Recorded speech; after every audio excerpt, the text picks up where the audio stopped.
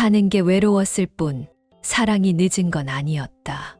두 사람 모두 지금도 거리 위를 살아가며 서로의 고단함을 이해하고 인생 후반전에서 이젠 진짜 동반자가 되어 만난 어느 한 형님의 이야기입니다. 이 길을 몇 년을 달려도 도착지는 늘 같았다. 집도 아니고 사람도 아니고 그냥 생존이었고 정우는 무표정하게 트럭 운전대를 잡고 있었습니다. 내비게이션엔 수도권 배송 6건, 라디오에선 날씨 뉴스. 오늘도 전국 대부분 지역에 강풍주의보가. 정우의 운전석은 무전기와 내비게이션, 간이 컵라면 용기 3개, 담배 2갑, 그리고 반쯤 마른 물티슈가 보였고 조수석 뒤편에는 벽에와 이불이 정돈되어 있었어요. 올해 50세 정우는 5톤 카고 트럭을 지입 차량으로 운행하고 있습니다. 거칠게 탄 얼굴에 오른손은 핸들을 감고 창문 너머로 드는 여명빛에 잠시 눈을 흘기며 달리고 있었고 그리고 혼잣말. 5톤이면 사람 몇 명은 덮고도 남는다. 근데 이상하게 내 인생은 그 무게보다 더 무겁더라. 다음 휴게소까지의 거리는 7km. 운전 계기판 왼쪽에 붙어있는 사진 한 장을 살짝 매만졌고 오래된 여성의 사진이었어요.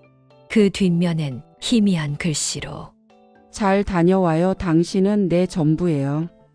죽기 전까지 한 번도 말 안 했지만 그 사람 말대로 난 아직도 돌아가는 길을 못 찾았어.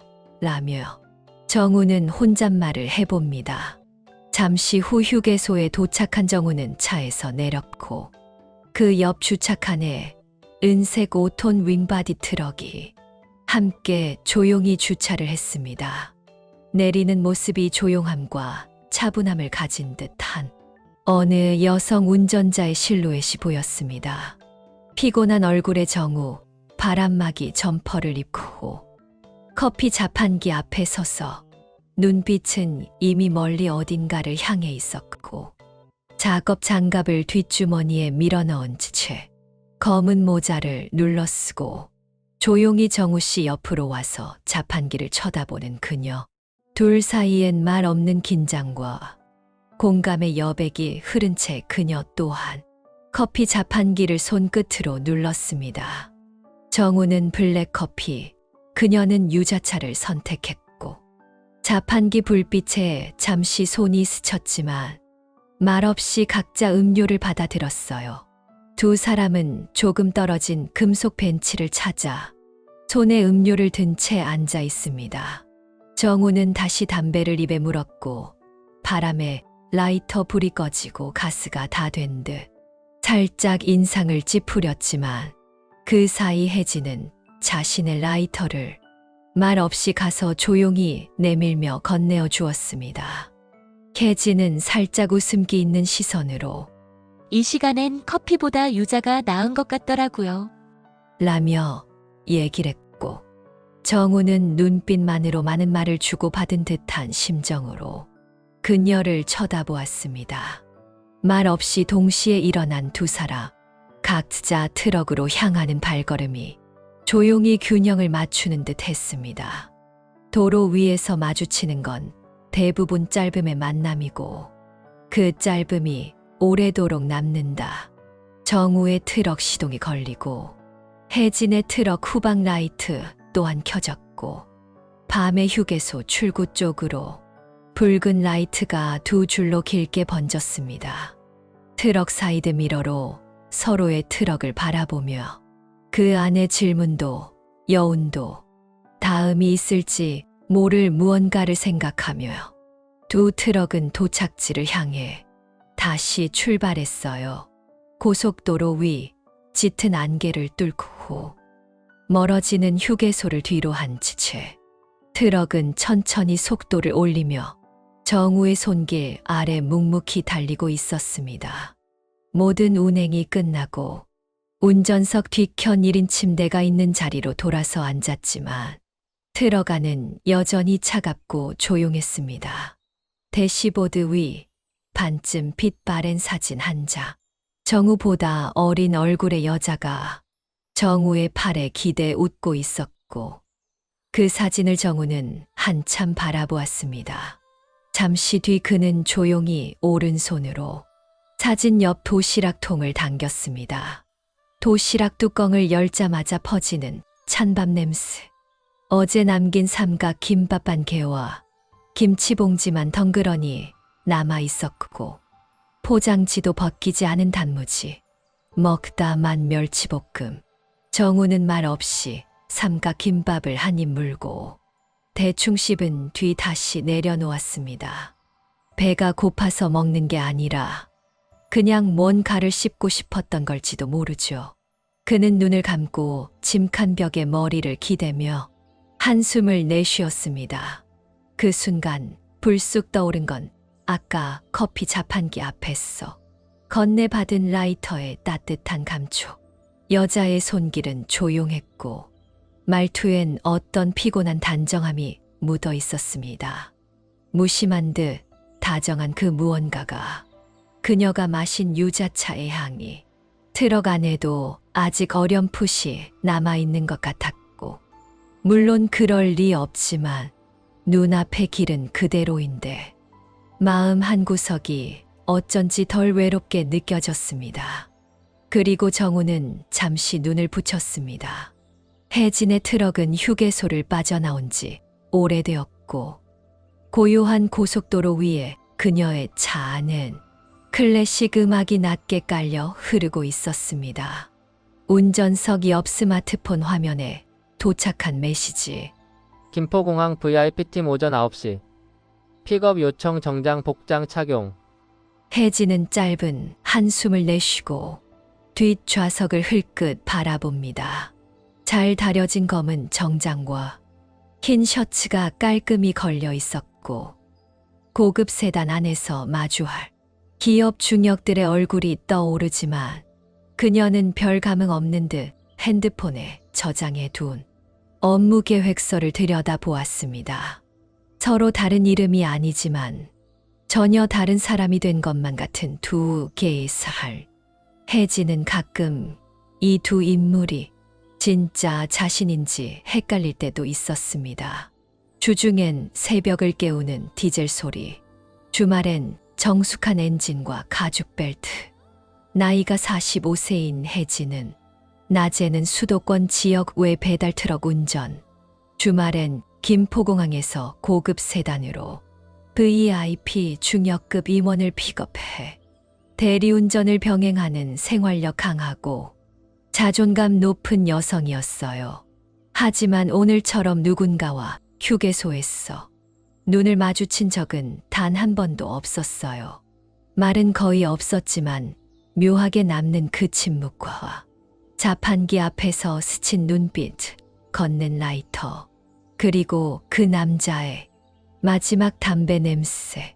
그 사람 눈빛엔 무너진 벽 같은 게 있었고 그게 어쩐지 나 같은 느낌인 것 같은. 혜진은 괜히 창문을 조금 내리고 바깥 공기를 마셔봅니다. 며칠 뒤 평일 오후 해가 뉘엿하게 기울 무렵 정우의 트럭은 기름이 바닥나기 전이었고 고속도로 중간의 작은 휴게소에 천천히 들어가 주유기 앞에 트럭을 세우고 주유를 하려고 내렸어요. 운명이란 게 이런 건가요? 그 순간 반대편 주유 라인에 익숙한 실루엣이 보였습니다. 헤드라이트 너머로 짙은 은색 트럭에서 누군가 내리고 있었고 혜진이었습니다. 정우는 그 자리에 멈춰 섰습니다. 한 손엔 주유 노즐을 쥐고 다른 손은 주머니 속에서 천천히 주먹을 쥐었다 폈다를 반복하며 잠깐의 정적이 흐르는 사이 혜진도 정우를 보게 되었고 어색하지 않은 고개 인사를 나누었습니다. 혜진은 또 만나네요. 이쯤 되면 인연인 것일까? 정우의 대답. 그러게요. 우린 휴게소에서 자꾸 만나네요. 두 사람은 별말 없이 각자 기름을 넣었고 휴게소에 흐르는 트로트 음악이 두 사람 사이를 은근히 메워주었습니다. 정우는 잠시 망설이다 입을 열었죠. 오늘 도착지 혹시 김포 시내 쪽 아닌가요? 놀란 혜진은 저도 거기요. 작은 물류창고 근처인데 거기 납품 하나 있었어요. 말은 짧았지만 웃음은 길었고 두 사람 모두 똑같은 시내를 똑같은 시간에 함께 향하게 되었던 것입니다. 저녁 7시 반 일을 마친 두 사람은 창고 앞 도로에서 다시 마주쳤고 정우가 먼저 창밖으로 몸을 내밀며 혹시 저녁 안 드셨으면 근처에 국밥집 하나 괜찮은 데 있는데 라고 얘기했고 혜진 또한 국밥 좋죠. 혼자 먹기 좀 심심하던 참이에요. 라며 대답해 주었습니다. 그렇게 함께 들어선 국밥집은 낡았지만 따뜻했고 테이블 위엔 김이 피어오르고 깍두기 접시가 테이블을 가득 채웠습니다. 혜진은 수저를 들기 전 트럭 운전용 장갑을 조심스레 벗으며 난 운전할 때보다 장갑 벗을 때가 더 외롭더라고요. 누구한테 손 내밀 일이 없어서. 정우는 한참을 말없이 국물을 떠먹다가 숟가락을 놓으며 예전엔 옆자리에서 깍두기 하나씩 집어주던 사람이 있었어요. 근데 이젠 그 손이 없네요. 라며 두 사람은 서로를 바라보게 됩니다. 같은 길을 달려온 사람끼리만 알 수 있는 공기. 그 안에서 묵묵히 따뜻한 밥을 나누었고 국물 사이로 피어나는 작고 조용한 적. 정우는 되새김질을 해봅니다. 어디선가 본 듯한 얼굴로 어디서도 느껴본 적 없는 따뜻함이 그날 저녁 식탁 위에 있었다. 낯선 사람과의 식사는 종종 가장 오래 기억에 남는다. 어느덧 조금의 시간이 흐르고 둘은 조금씩 가까워졌습니다. 해가 바다 위를 부드럽게 스치고 있던 어느 날 잔잔한 파도 소리가 두 사람 사이에 불필요한 말을 삼켜주며 정우는 창문을 내리고 바닷바람을 맞으며 운전대를 잡고 있었습니다. 혜진은 조용히 옆에서 창밖을 바라보고 있었고 정우는 얘기했습니다. 우리 이 길 마지막으로 달린 거다. 앞으론 일 말고 보고 싶은 데나 가자. 그 말을 들은 혜진은 조금씩 눈빛이 흔들리기 시작했고 고개를 천천히 돌렸습니다. 정우는 다시 말을 이으며 트럭 없이도 너랑은 계속 같이 있을 수 있을 것 같아. 그치? 그 말에 혜진은 정우 씨는 트럭 운전대 안 잡으면 손이 허전해질 사람 같던데. 정우는 웃음 띤 얼굴로 허전하겠지. 근데 너 없는 건 그보다 훨씬 더 허전하더라. 하고 대답을 하고 어느새 차는 바닷가 근처 작은 공터에 멈춰 섰습니다. 두 사람은 나란히 차에서 내려 해변의 작은 벤치에 앉아 파도 소리에 실려 바다를 바라보았습니다. 그러다 혜진이 조심스레 입을 열었고 며칠 전 건강검진 받았어요. 심장 쪽에 문제가 좀 있대요. 초기 단계긴 한데 계속 치료받아야 한대요. 정우는 놀라지 않은 표정으로 고개를 천천히 끄덕이며 그저 그녀의 말이 다 끝날 때까지 기다려줬습니다. 연이어 혜진은 사실 망설였어요. 이런 나까지 감당하게 하고 싶지 않았거든요. 정우는 조용히 손을 뻗어 혜진의 손등 위에 자기 손을 얹어 놓았습니다. 따뜻하고 묵직한 손길. 한참을 그렇게 있다가 정우는 천천히 입을 열었습니다. 난 너 혼자일 때보다 아플 때 더 옆에 있고 싶어. 그 말 책임져야 돼요. 나 아플 때 꽤 짜증나요. 정우는 미소 지었습니다. 그 짜증도 사랑해줄 준비돼 있어. 정우는 그녀를 천천히 바라보다가 손을 꼭 잡고 얘기했습니다. 살아온 날보다 살아갈 날이 더 많고 남들 눈엔 작아 보여도 우리에겐 전부니까. 그 말에 혜진은 처음으로 그를 정면으로 바라보았고 그 눈빛이 떨리던 마음을 멈추게 잡아주었습니다. 그렇게 두 사람은 바다 앞에서 작은 약속을 나누며 파도는 계속 치고 있었지만 그 둘 사이의 마음은 절대 흔들리지 않기로 굳게 약속하게 되었습니다. 시간이 흘러 1년이 지난 도심에서 멀어진 국토도가 피어난 유채꽃이 양옆을 수놓았고 하늘은 깊고 바람은 부드럽고 도로 위엔 은은한 음악이 깔려 있었습니다. 검은색 오톤카고 트럭 한 대가 천천히 지나갑니다. 그 안엔 두 사람이 있었고 정우는 운전대를 잡고 혜진은 조수석에 앉아 창밖을 보며 지금 그녀의 눈빛엔 지금의 시간을 누구보다 사랑하는 이의 온기가 담겨 있음을 짐작해 했습니다.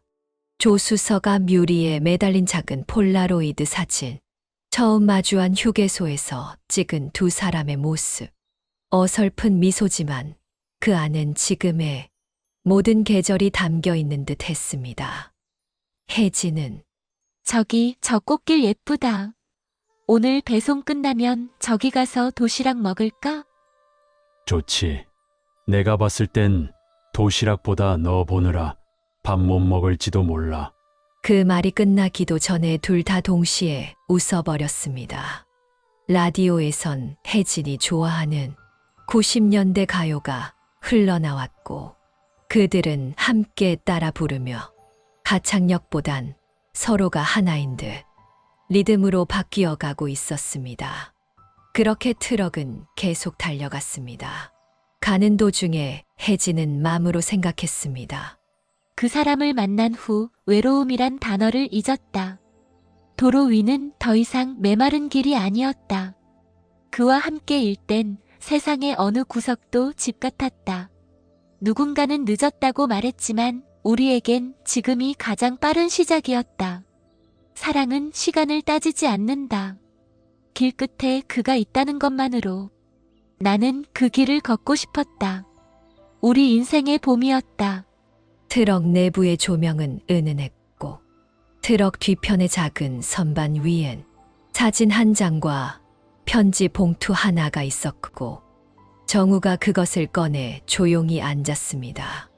혜진은 피곤해 지쳐 잠든 듯 조수석에서 잠에 취해 있었고 정우는 봉투를 열고 편지를 읽기 시작했습니다. 정우 씨에게 이렇게 편지를 쓰는 건 처음이에요. 그런데 이상하죠. 말보다 편지에 마음을 더 솔직히 담을 수 있겠다는 생각이 들었어요. 나 처음엔 그냥 당신이 낯설었어요. 슬픈 눈 같아서 괜히 더 눈길을 피했거든요. 그런데 나도 똑같았단 걸 알았어요. 혼자 견디는 밤 말없는 도로. 아무리 달려도 도착지가 어딘지 모르겠던 그때 당신을 만났어요. 처음 커피 자판기 앞에서 봤을 때 우리는 서로 말을 안 했죠. 근데 그게 가장 큰 인사였던 것 같아요. 말보다 오래 남은 눈빛. 고맙고 따뜻했어요. 요즘은 이런 생각이 들어요. 사랑은 큰 거창함이 아니라 같이 도시락 먹고 밤길에 서로 말없이 옆에 앉아 있는 거라고요. 내 병을 알게 된 날 사실 난 도망치고 싶었어요. 근데 당신은 나를 붙잡지도 강요하지도 않았어요. 그저 옆에 있어줬죠. 그 따뜻한 무게가 나를 살게 했어요. 정우 씨, 내가 만약 길을 잃어도 당신의 목소리, 당신의 손, 당신의 침묵, 그게 내 집이 돼줄 거란 걸 알아요. 우리 이제 늦은 인생이 아니에요. 지금이 시작이에요. 세상의 마지막 길이더라도 당신과 함께라면 나는 두렵지 않아요. 당신을 사랑해요. 혜진 드림. 정우는 다 읽은 편지를 덮고 입가에 미소가 스며들었습니다. 그는 조용히 창밖을 보며 밖은 아직 어둡지만 하늘 한편에서 새벽이 고개를 들기 시작했고 그렇게 아침을 맞이할 준비를 했습니다.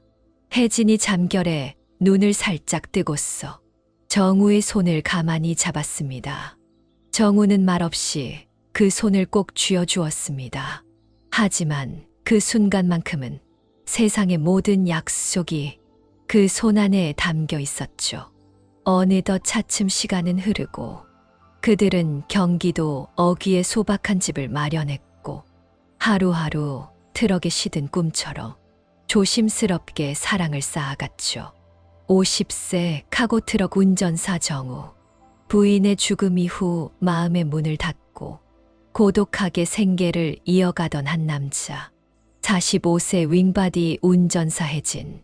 수도권 평일엔 배달 트럭 운전, 주말엔 김포공항에서 고급 세단으로 VIP 중역급 임원을 픽업해 대리운전을 병행하던 생활력 강하고 자존감이 높았던 여자.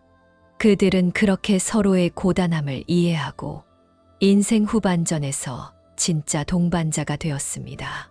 그리고 다시 찾아온 어느 이른 봄날, 세상에 태어난 작은 생명이 그들의 긴 여정에 새로운 시작을 선물하게 됩니다. 지금 그들은 여전히 길 위에 있고 서로를 의지하며 삶이라는 긴 도로를 함께 달려갑니다. 가장 힘든 날도 가장 외로운 순간도 서로의 손을 놓지 않았고 그리고 오늘 집 앞에 주차되어 있는 그들의 트럭 옆 좌석엔 아이의 웃음소리와 꿈이 함께 실려 있었습니다. 함께라면 어떤 길도 두렵지 않아. 2025년 3월 그들은 그렇게 세상에서 가장 아름다운 여정을 지금도 계속하고 있습니다.